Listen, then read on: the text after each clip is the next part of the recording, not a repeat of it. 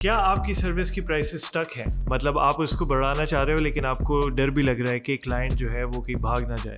अगर तो मैं आपको ये बता दूं कि दुनिया में कोई ना कोई है जो कोई भी प्रीमियम आप सेट करोगे वो पे करने को तैयार है, तो आप क्या कहोगे? देखें, ये एक साइकोलॉजिकल बैरियर है। मेरे साथ भी इनिशियली ये बहुत हो रहा था, जहाँ पे हम अपनी प्राइस जो हमने पोजीशन की हुई थी, हमने सोचा कि ये एक एग्जैक्ट प्राइस है और उससे हमने ज़्यादा अगर किया तो हम क्लाइंट्स लूज करना शुरू हो जाएंगे। लेकिन उसकी बिल्कुल ऑपोजिट हुआ। लिटरली 3 इयर्स के अंदर हमने 10 टाइम्स से ज़्यादा प्राइस बढ़ाई है उसी सेम पैकेज की जो हम चार्ज करते थे। कैसे? Well, there's a few things you have to do. Try to approach it with financials. हमेशा रूल ऑफ थर्ड्स चलता है सर्विस इंडस्ट्री में। 1/3 आपकी कॉस्ट ऑफ सर्विस, 1/3 आपकी मार्केटिंग एंड ओवरहेड्स और 1/3 आपकी प्रॉफिट्स और एक्सपेंशन। ठीक है, तो अगर आपकी कॉस्ट ऑफ सर्विस जो है, जो आपको सर्विस दे के जो कॉस्ट आपकी बन रही है, इसमें आपका रेंट वगैरह ये चीज़ें नहीं आती। एग्जैक्टली जो आप कॉस्ट डिलीवर कर रहे हो, लेट्स से वेबसाइट है, आप किसी के लिए वेबसाइट बना रहे हो, वो कॉस्ट डिलीवर करने के लिए आपके जो डेवलपर्स का टाइम लग रहा है, आपके जो सॉफ्टवेयर लग रहे हैं, आपका जो ऑन बोर्डिंग प्रोसेस के अंदर किसी प्रोजेक्ट मैनेजर का टाइम लग रहा है, उस सारी चीज़ों की कॉस्टिंग जो है, that's your cost of service. If that cost of service is exceeding 33%, इसका मतलब ये है कि टाइम आ गया कि आप अपने प्राइस बढ़ाएं। लेकिन अगर तो वो 33% से काफ़ी नीचे है, दैट ऑल्सो मीन्स कि टाइम आ गया कि आप थोड़ी इन्वेस्ट करें अपनी सर्विस के अंदर। व्हाट दैट मीन्स इज आपने थोड़ी और चीज़ें इसके अंदर ऐड करनी है, अभी वो उस प्रीमियम स्टेज पे नहीं है। एज एन एग्जाम्पल मैं आपको बताता हूँ, हमारे cost of service is about 40%, लेकिन हम we like to incentivise our team, तो हमने काफ़ी इंसेंटिव्स एंड बोनसेस भी रखे हुए हैं, which is good if you want to create that environment. So सिर्फ क्लाइंट की तरफ से आपने नहीं देखना, आपने अपनी टीम के लिए भी देखना है, तो आप वो क्रिएट कर सकते हो। बट अगर नहीं है इंसेंटिव्स और आप फिर भी 33% से ऊपर हो, तो प्राइस पुश करके देखो एंड सी व्हाट हैपेंस। कोई भी क्लाइंट आपको वैसे छोड़ के नहीं जाएगा। You always give them an option and they have the right to say no.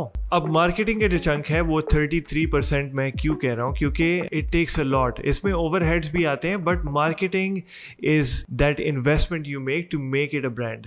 आपकी एजेंसी तब तक ब्रांड नहीं बनेगी जब तक आप बस अपने कनेक्शंस या आउटरीच के थ्रू सेल्स पे क्लोज करोगे।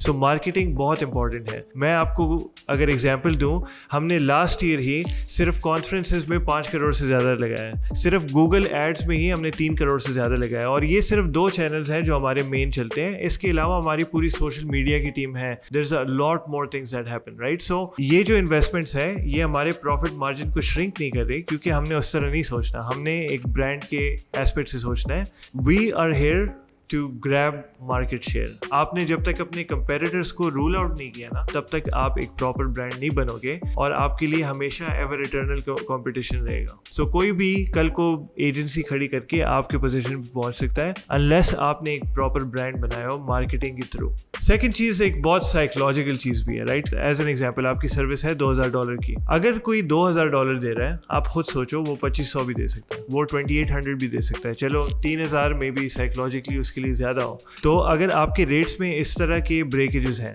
एज एन एग्जाम्पल के 200-300 पे भी आप डर रहे हो, डू दैट। उससे कुछ फ़र्क नहीं पड़ेगा। You don't even have to change the service. Same ही सर्विस को आप रीब्रांड करके, या मे बी अगर आपकी प्राइसेस अवेलेबल नहीं है ऑनलाइन, आप उसको हाई करके थोड़ा बहुत टेस्ट कर सकते हो। लेकिन जहाँ पे वो साइकोलॉजिकल बैरियर्स क्रॉस कर रहा है, एज एन एग्जांपल 2000 से हमने उसको 4000 कर दिया, अब वहाँ पे थोड़ी और वैल्यू एडिशन की ज़रूरत है। तो आप मेरे और सेल्स वीडियोस भी चेक कर सकते हैं, जहाँ पे मैं आपको बताऊंगा कि हाई टिकट सेल्स किस तरह इंट्रोड्यूस करनी है और क्लोजिंग अपनी कैसे बेहतर करनी है। अच्छा, अगर ये चीज़ें आपने नहीं फॉलो करनी, एक टिप मेरी ज़रूर याद रखें कि बहुत Pakistani, and me being a Pakistani, हम हमेशा जब पाकिस्तानी क्लाइंट्स के साथ डील करते हैं, उनका एक ही क्वेश्चन होता है कि अच्छा डिस्काउंट कितना दोगे भाई? तो डिस्काउंट देने वाला जो चक्कर है ना, वो आपने कम करना है। क्यों दूं मैं डिस्काउंट? ये रेट है, हमारी प्राइसेस फिक्स्ड हैं। कौन जाके लेट्स से मर्सिडीज के शोरूम में जाके कहता है कि मुझे डिस्काउंट कितना मिलेगा? जितनी की गाड़ी है उतनी की गाड़ी है, सिंपल बात।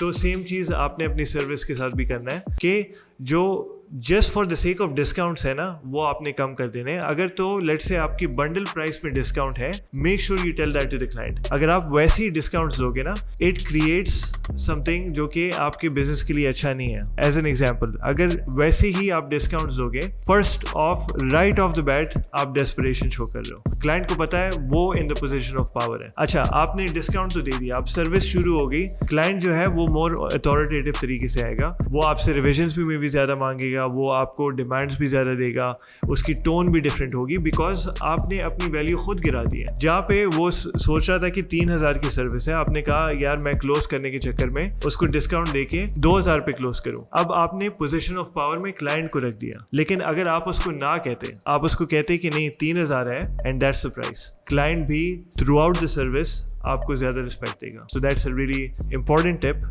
to keep in mind. In fact, in order to get more authority on the client, always be firm on the prices, and in fact अपने प्रीमियम प्राइसेस इंट्रोड्यूस करें एंड सी नेक्स्ट टाइम आप ज़्यादा पेश करेंगे ना, थोड़ा बहुत आपको डर लगेगा, लेकिन जब वो येस बोलेगा तो आप कहेंगे यार ये तो बड़ा आसान था, and that's how you increase prices.